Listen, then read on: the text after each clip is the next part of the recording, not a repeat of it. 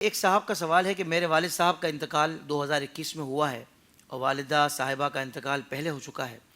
والد صاحب نے وفات سے قبل اپنی زندگی میں ہی 2 مکان ہم 4 بھائیوں کے نام پر کیے۔ اچھا، یہ 6 بھائی اور 3 بہنیں ٹوٹل ہیں، جن میں سے والد صاحب نے 2 مکان 4 بھائیوں کے نام پر کر دیے اور ان کی گفٹ ڈیڈ بھی بنا کر دے دی، موٹیشن بھی ان کو کروا کے دے دی۔ اب ان 2 مکانوں میں سے ایک میں والد صاحب بھی ہم 4 بھائیوں کے ساتھ رہتے تھے اور والد صاحب کا انتقال بھی اسی گھر میں ہوا، جبکہ دوسرا مکان کرائے پر تھا، اس کا کرایہ والد صاحب لیتے تھے۔ اس کے علاوہ والد صاحب کا جو بھی ترکہ تھا ہم نے آپس میں رضامندی سے تقسیم کر لیا، یعنی کہ 7 بہن بھائیوں میں۔ اب ایک بھائی اور 2 بہنیں کہہ رہے ہیں کہ ان 2 مکانوں میں ہمارا بھی حصہ ہے، آیا یہ 2 مکان بھی والد صاحب کے ترکے میں شمار ہوں گے یا نہیں؟ دیکھیں، اس میں اس بات کو سمجھ لیں کہ بسا اوقات ہماری ایک کام کرنے کی نیت ہوتی ہے اور اس کے حوالے سے ہم کچھ اقدامات بھی کرتے ہیں، لیکن جو شرعی تقاضا ہے نا وہ ہم پورا نہیں کرتے۔ تو بے شک ہماری نیت ہو، کچھ اقدامات بھی کیے ہوں، لیکن شرعی تقاضا اگر پورا نہیں کیا ہے تو اس کا اعتبار نہیں ہوگا۔ بالکل صحیح، یہ بالکل کلیئر۔ بالکل صحیح۔ اب یہاں پر دیکھیں، لیو انہوں نے نام پہ بھی کرا دیا، گفٹ ڈیڈ بھی ہو گئی ہے، موٹیشن بھی ہو گئی ہے، ساری چیزیں، لیکن یہاں جو مالکانہ تصرف کا انتقال تھا وہ نہیں تھا۔ والد صاحب خود رہ رہے ہیں، کرایہ بھی خود وصول کر رہے ہیں۔ مالک کا کام کیا ہوتا ہے کہ جو چیز اس کی ہو، جب چاہے اس کو بیچنا چاہے بیچ دے، کرایہ پہ دینا چاہے کرایہ پہ دے دے، کرایہ خود وصول کرے، دوسرا کوئی وصول نہیں کرے۔ بالکل صحیح۔ وہ اپنے طور پہ دینا چاہے بات علیحدہ، لیکن وہ ریسیو وہ کرے، اس کو توڑنا چاہے، پھوڑنا چاہے، کسی کو دینا چاہے، صدقہ کرنا چاہے، جو کرنا چاہے کر سکتا ہو۔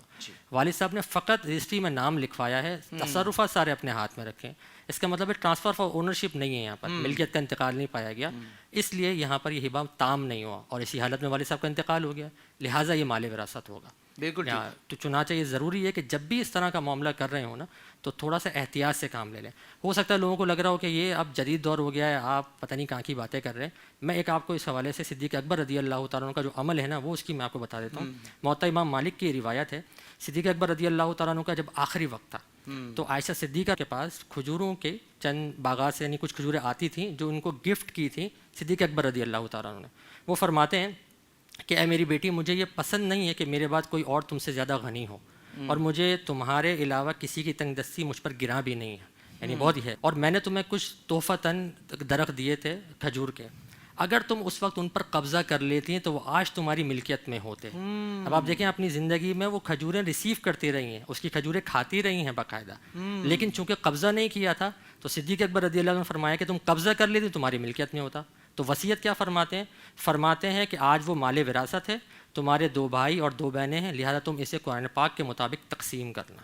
یہ بالکل واضح فرما دیا۔ اس کا مطلب یہ ہے کہ دیکھیں ان کی نیت بھی تھی، عائشہ صدیقہ رضی اللہ تعالیٰ عنہا اس سے مستفیض بھی ہو رہی ہیں، لیکن ایک شرعی تقاضا پورا نہیں ہو سکا، لہٰذا ملکیت کا انتقال نہیں ہوا۔ یہ بہت امپورٹنٹ بات ہے، جب اس چیز کو سمجھ لیں گے تو آسان ہو جائے گی بات سمجھنا۔ بالکل ٹھیک ہے، بالکل ٹھیک ہے۔